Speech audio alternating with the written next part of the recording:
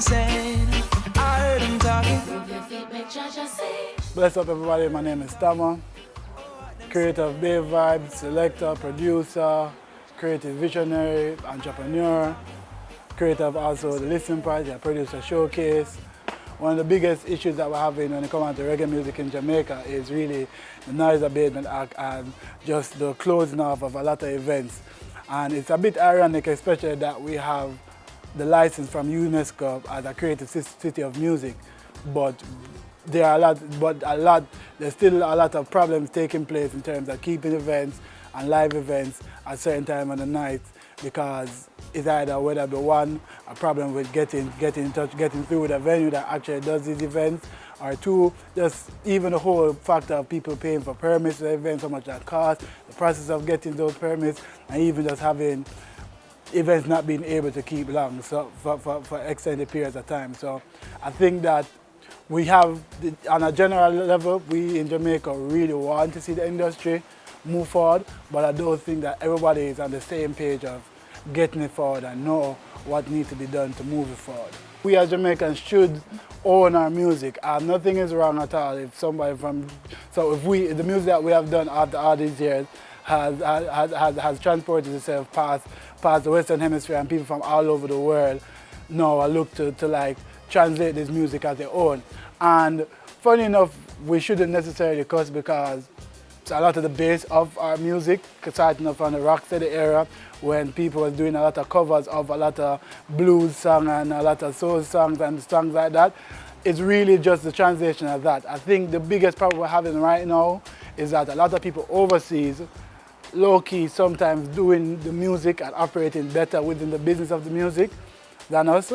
But I think that we need to move forward now and develop the overall sound, develop our overall quality, take more ownership of the music, develop the industry out here, so more and more people need to come out here to know that they can really get the real reggae music experience, and that everything that's real, that authentic, that 100% Jamaican roots. I believe that we can still take a lot from the root and add some new age approach and thinking and the styles to it to like take the music further to another bigger international level. But I think that the names like Chronics and Protege, out of the whole reggae revival movement, they're doing a great job in terms of keeping like that old original sound with a new taste alive. But then you have other youths such as Runkus and Royal Blue and Leonard Bantan and Black Keir and a whole heap of these other youths under the ages of like 26 who like taking that sound what they were influenced by Damian Marley and Sizzla as postmodern reggae acts and chronics, and then applying it now to like they're thinking of what's now the new, as some people might want to call it, the neo reggae. I call it the indigenous, because like I feel like these are just now a new set of independent minded geniuses, and also people who are indigenous to Jamaica, therefore the term indigenous. So I do see it moving forward. I do see people, I do see the music moving forward. I feel that we're getting to the point now of we're figuring it out. The only thing is I just believe that we need to probably not take so much, and I need to use these words wisely, but we need to try not to dwell too much on the past and take some from the past and from some that take from our time and see if we can apply it to some forward-thinking music and just some forward-thinking message of how we do music and present ourselves in the industry.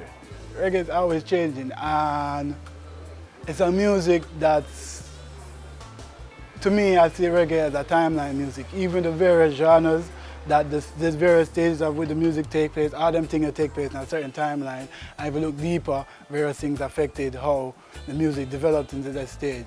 I do feel it moving forward. I think that some people might feel that we're at a point of being stagnant, because like I guess it's still like the same set of young names, and like they might feel like not a lot of other newer names coming out are like just certain little imbalances. But I think that in music in general is at a space where within the last 10 years technology has changed how people consume music and information, and we're still trying to figure that out. And even that as well, within the last 10 years the amount of investment and input and knowledge you have to even enter music has changed. So it's like in a disruptive stage of a new age of development, and right now within the last 5 years the music has seen a lot of changes, with a lot of new phases, a lot of new sounds, old sounds being added with a new old flavor, and like it just moving and adding on, and it's being built on more and more. So it is a process we're going through, and people have yet to even see like the new form that reggae music and Jamaican music will take. Dancehall to me still appeal to a larger cross-section, I should say a mainstream cross-section of people within Jamaica, and I think that people in reggae paying attention to that and seeing, I don't know, how we can get our message across to the larger sector of people outside of the ones who we deem as conscious. So people them in reggae looking at that and seeking to also integrate, because what's the sense of spreading the message to only the people them who are enlightened, you see me?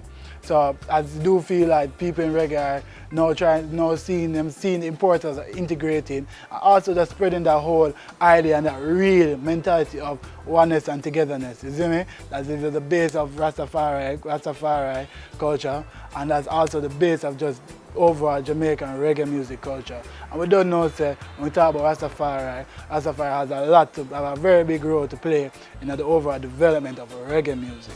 The whole concept of International Reggae Day is not something deeper ingrained into the minds of Jamaicans, and just celebrated on a larger scale and more investment and more effort being put into just spreading the whole message of International Reggae Day, and even just putting as a whole movement behind just this one special day in the year.